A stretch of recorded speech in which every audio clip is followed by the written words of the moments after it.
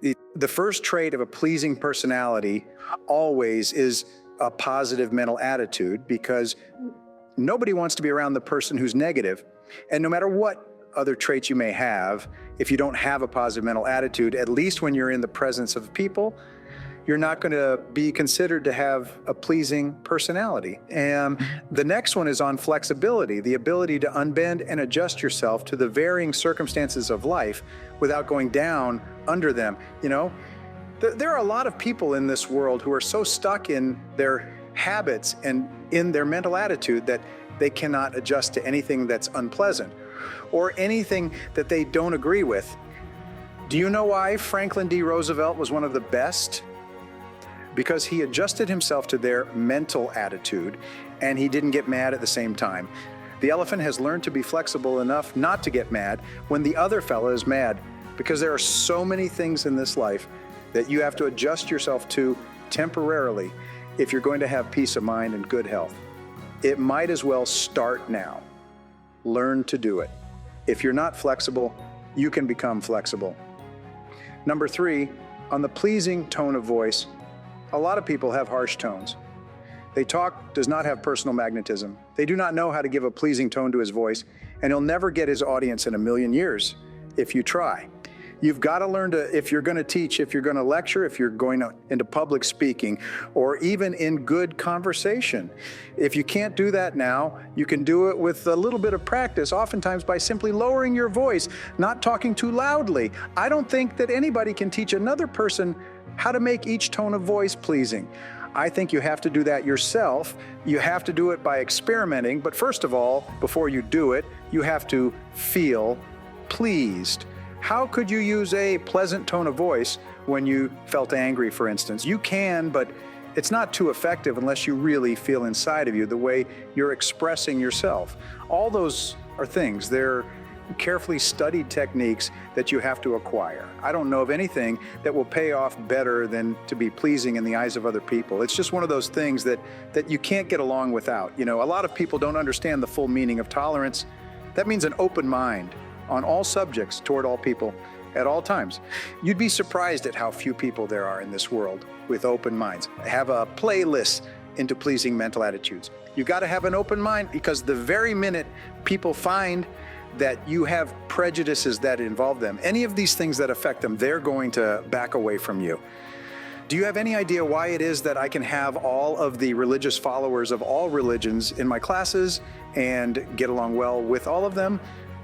To me, they're my fellow beings, or my brothers and sisters. I think of anybody in terms of what he believes politically or religiously or economically. If you have a closed mind, you'll find that you'll miss out on a lot of information, a lot of facts that you need. That means you've ceased to grow. A keen sense of humor, if you don't have it, you have to cultivate it so that you can adjust yourself to all of these unpleasant things. One of the finest tonics that you can take is to have a good laugh, at least several times a day. If you don't have anything to laugh at, look at yourself in the glass. You'll always get a laugh out of that. Surprised you out of your mind right while you're doing it. If you've got troubles, they'll melt away, and they won't seem near as big when you're laughing as when you're crying. Next, the frankness of manner and speech. Discriminate control of the tongue at all times based upon the habit of thinking before you speak. Now, most people don't do that. They speak first and think or regret afterward, because if you just before you utter any kind of an expression to anybody to figure out whether it's going to benefit the person that's listening or damage it, well, it's going to benefit you or damage you. Number 7, pleasing facial expression. No, it's a marvelous thing to learn to smile when you're talking to people. You'll be surprised at how much more effective what you say is when you're smiling, and then when you're frowning, or when you're looking serious. That makes a tremendous difference on the person that's listening. You don't have to be pretty, you don't have to be handsome, but a smile will decorate you and be embellishing no matter who you are, making your facial expression much more beautiful. And then a keen sense of justice, being just with another person even when it's to your disadvantage to do so. What a wonderful thing that is, and how that does endear you to other people. Do you have any idea how many people there are that are just fair and just and honest only when they know it's going to come back to them in one way or another? how quickly they'd be dishonest if it is profitable to them to do it. And then excellent sincerity of purpose. Nobody likes a person who is obviously insincere in what he says and does. Do you think a person who doesn't know anything except about one thing, and you'll find a person that becomes tiresome the moment he gets out of that sphere? Tactfulness in your speech and in your attitude toward other people. You'd be surprised how much you can do with people if you're just tactful with them. Oftentimes, instead of telling people to do things or asking them to do things, it might be very tactful and helpful if you requested them and asked them if they would mind doing things, even though you're an authority to give them an instruction. One of the most outstanding employers I ever knew, like Andrew Carnegie, he always asked his associates and his employees if they would mind doing something for him or if it would be convenient or suitable. No wonder he got along so well with people. No wonder he was so successful. And then the promptness of decisions that you've made. Render snap judgments. Number 13, faith in infinite intelligence. You would be surprised how many people there are to give lip service to this question of faith in infinite intelligence and don't do very much about it outside of lip service. They don't indulge in very outstanding acts backing up their alleged belief in infinite intelligence. I don't know how the Creator feels about it, but I believe that one act is worth 1,000,000 tons of good intentions, probably just one act. Number 14, appropriateness of words. I never saw an age when people indulged in slang statements, double talk, and all that sort of thing as now. And it may seem smart to the fellow who's doing it, but it's not smart for the fellow who's listening. Then the controlled enthusiasm. Turn on his enthusiasm at the right time, the right amount, and then turn it off at the right time is going to be considered to have a pleasing personality. And incidentally, if you're not able to exude enthusiasm when you want to, you certainly are not going to be considered a pleasing personality, because there are times when you definitely need it. Almost anything that you're doing in human relationships requires a certain amount of enthusiasm at times. And enthusiasm is one of those things you can cultivate. It's just like all these other qualities. Control enthusiasm. You're not going to win all the time in life. Nobody can do that. There are going to be times when you lose. When you lose gracefully and graciously, and then don't take it too seriously, no matter what it is. You know, during the Depression, I had 4 of my friends, I lost twice as much as they did, and I didn't jump off a building. I didn't shoot myself. I didn't poison myself. And I said to myself, well, darn it, all over again. Wherever I get a bunch of people together to listen, I'll be able to start making money. You can. How are you going to down a person with that kind of an attitude? No matter how many times he defeats, he's come right up again just like a cork. You can put him down in the water, but he could bounce up the moment. If you don't take it, you'll make it. Number 7, uncommon courtesy. What a wonderful thing it is to be courteous to the person to whom you don't have to be courteous. I've always thought that anybody that would abuse another person in public and with or without a cause had something wrong with his machinery. And then something is missing in life, then the appropriateness of personal adornment. That's important to anybody in public life.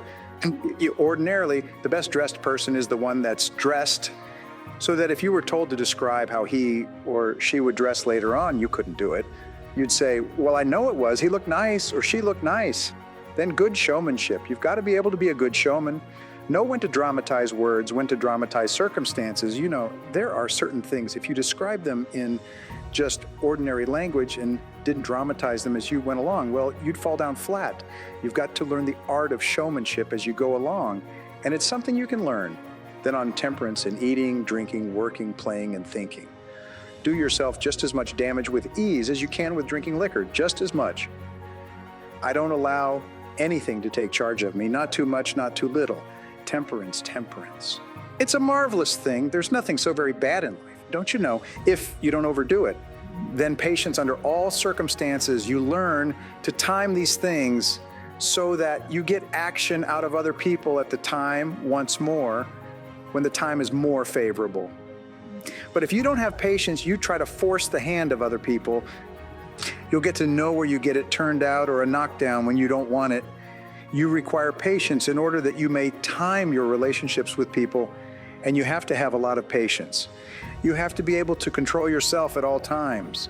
Number 23, gracefulness and posture and carriage of the body. If I came in like this, of course, I'd be very comfortable.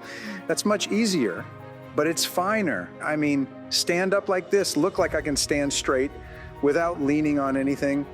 Slump around and be careless in your posture. Marchi is one who is not too particular about his own personal appearance, and so forth. It's a good idea to have gracefulness in posture and carriage of the body, then the humility of the heart. I don't know of anything as wonderful as to have true humility of the heart. I try to maintain that sense of humility in my heart, regardless of what happens to me that's unpleasant, and regardless of how sick. The more successful I become, the more human I observe this feeling of humility of the heart, recognizing that after all, whatever success I have is due entirely to the friendly, marvelous love and affection and cooperation of other people. Lastly, personal magnetism. That's an inborn trait and the only one of the traits of personality which cannot be cultivated, but it can be controlled and directed to beneficial usage. Convert that great created energy over into doing the thing that you want to do most of the time. Being, in that word transmuting, something to conjure with, something to look up in the dictionary, make sure you understand what it means. You're going to find out that when you really come down to answering these questions and giving yourself a rating that you have certain weaknesses that you didn't know you had. Let's find out about ourselves to see just where we stand, what it is that makes us tick, why people like us, why people dislike us. The development of character is the great business of life. Your ability to develop a reputation as a person of character and honor is the highest achievement of both social and business life. Ralph Waldo Emerson wrote, "What you do speaks so loudly that I cannot hear a word you say." The person you are today, your innermost character, is the sum total of all your choices and decisions in life up to this date. Each time you have chosen rightly and acted consistently with the very best that you know, you have strengthened your character and become a better person. The reverse is also true. Each time you have compromised, taken the easy way, or behaved in a manner inconsistent with what you knew to be right, you have weakened your character and softened your personality.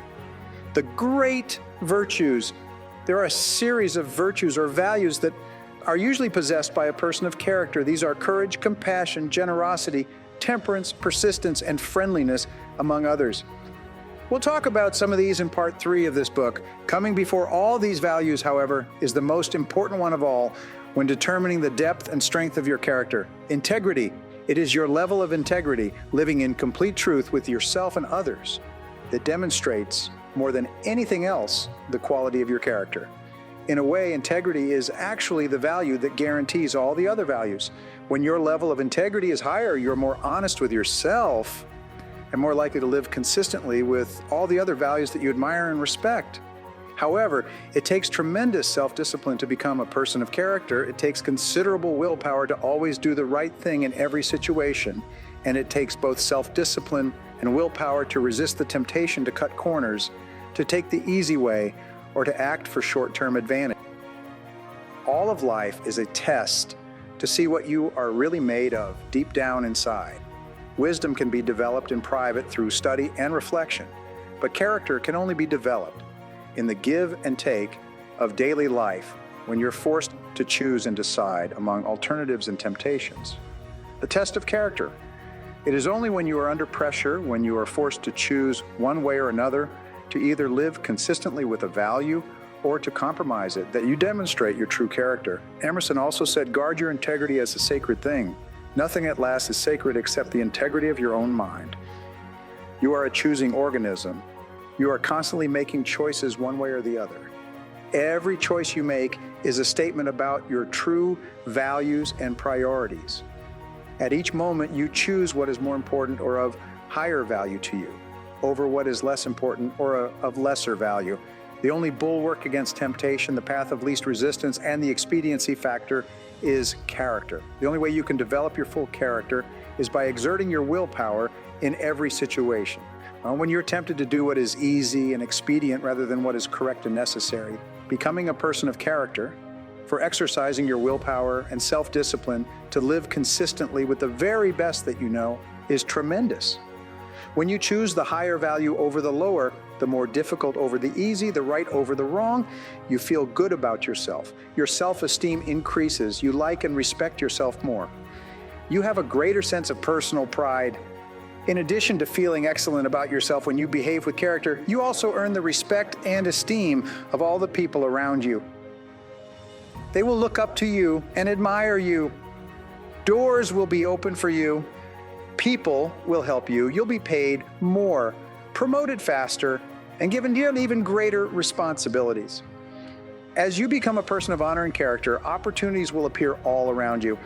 On the other hand, you can have all the intelligence, talent, and ability in the world, but if people do not trust you, you will never get ahead.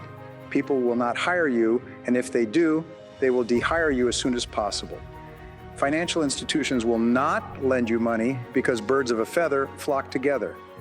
The only associates, never friends, you will ever have will be other people of questionable character. Furthermore, since the people you associate with have a major effect on your attitude and personality, you make or break your entire life with the quality of your character or the lack thereof. The development of character, Aristotle wrote, all advancement in society begins with the development of the character of the young. This means that advancement in your life begins with the learning and practice of values. You learn values in one or all of three ways of instruction, study, and practice. Let's look at each of these more closely. Teach your children values. One of the chief roles of parenting is to teach children values. This requires patient instruction and explaining values to them over and over again as they are growing up. Once is never enough. The value and the importance of living by that value must be explained. Parents must not only give illustrations, but also contrast the adherence to a value, especially that of telling the truth, with its opposite, that of lying or telling half-truths. Children are very susceptible to the lessons they receive from the important people in their lives as they're growing up.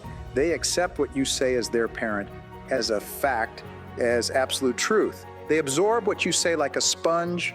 You write your description of values on their souls, which are like wet clay, so that what you write becomes a permanent part of the way they see the world and relate to life. More than anything else, as we'll see in chapter 19, you demonstrate your values in your behavior. Your children will watch you and strive to emulate the values that you not only teach and preach, but also practice. And they are always watching. The Rockefeller family children were famous for being taught financial values at an early age. Even though their father was one of the richest men in America, the children were given tasks and chores to perform before they received their allowances. They were then instructed on how to spend their allowances, how to save, how much to give to charity, and how much to invest. As a result, they grew up to become successful businessmen and statesmen. Unlike children who had grown up in wealthy homes, who were seldom disciplined in money matters.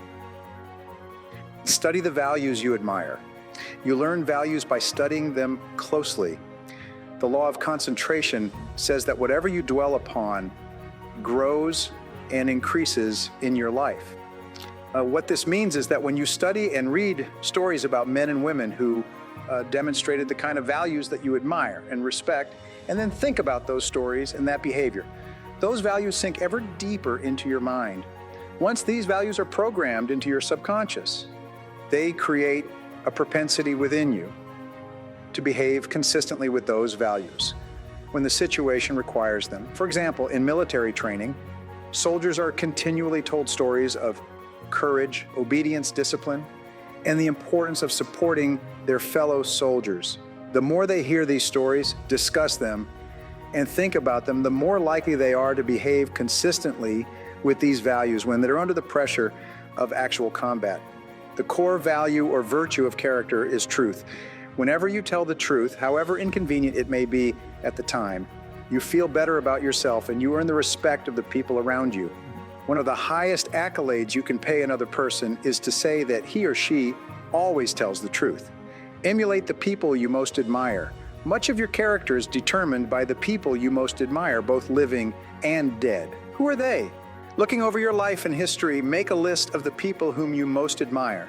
And next to their names, write out the virtues or values that they most represent to you.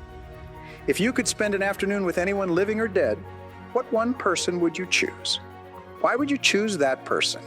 What would you talk about during your afternoon together? What questions would you ask, and what would you want to learn? Consider this as well. Why would that person want to spend an afternoon with you? What are the virtues and values that you have developed that make you a valuable and interesting person? What makes you special? Practice the values you respect. You develop values by practicing them whenever they are called for. As the Roman Stoic philosopher Epictetus said, circumstances do not make the man. They merely reveal him to himself. When a problem occurs, people tend to react automatically based on the highest values that they have developed. Up to that moment, we develop values by repetition, by behaving consistently with a particular value over and over again until it becomes a habit and locks in so that we come to practice it automatically. Men and women with highly developed characters behave in a manner consistent with their highest values, and they do so without thought or hesitation. There's no question in their minds about whether or not they're doing the right thing. The structure of personality, the psychology of character involves the three parts of your personality: your self-ideal, your self-image, and your self-esteem. Your self-ideal is that part of your mind composed of your values, virtues, ideals, goals, aspirations, and your idea of the very best person that you could possibly be.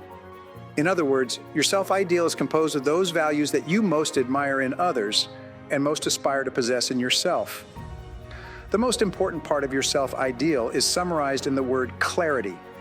Superior people are those who are absolutely clear about who they are and what they believe. They have complete clarity about the values they believe in and what they stand for. They are not confused or indecisive. They are firm and resolute when it comes to any decision in which a value is involved. On the other hand, irresolute people are fuzzy and unclear about their values. They have only a vague notion of what is right or wrong in any situation. As a result, they take the path of least resistance and act expediently. They do whatever seems to be the fastest and easiest thing to get what they want in the short term, giving little or no consideration or concern about the consequences of their acts. The evolution of character. In biology, life forms are categorized from the least to the most complex, from single-celled plankton all the way up to the increasingly complex spectrum of life to the human being. Similarly, human beings can be organized along a spectrum as well, from the least to the most developed. The lowest forms of humans are those with no values, virtues, or character. These people always act expediently and take the path of least resistance in their search for immediate gratification. At the highest levels of development of the human race, however, are those men and women of complete integrity who would never compromise their honesty or their character for anything, including the threat of financial loss, pain, or even death. George Washington is famous for his honesty, which was demonstrated in the story in which he admitted that he had cut down the cherry tree. In the same vein, the founding fathers of the United States wrote that we hereby pledge our lives, our fortunes, and our sacred honor to the signing of the Declaration of Independence. In his book, Trust, the social virtues and the creation of prosperity, philosopher Francis Fukuyama observed that societies worldwide can be divided into two kinds, high trust and low trust. He also argues that the highest trust societies, those in which integrity is most admired, encouraged, and respected, are also the most law-abiding, free, and prosperous.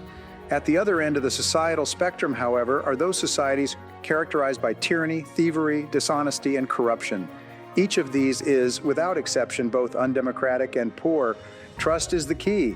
Trust is the lubricant of human relationships. Where there is high trust among people, economic activity flourishes, and there are opportunities for all. On the other hand, where there is a low trust, economic resources are squandered in an attempt to protect against thievery and corruption, or those resources are not available at all. In the United States, we have the Constitution and Bill of Rights. These documents lay out the rules by which Americans agree to live. They create the structure of our government and guarantee our rights, but they assume that our elected representatives will be men and women of honor committed to protecting and defending those rights. They attempt to assure that only men and women of character can thrive and prosper over the long term in our economic, political, and social system. They aim to assure that in most cases, only men and women of character can rise to high positions in society.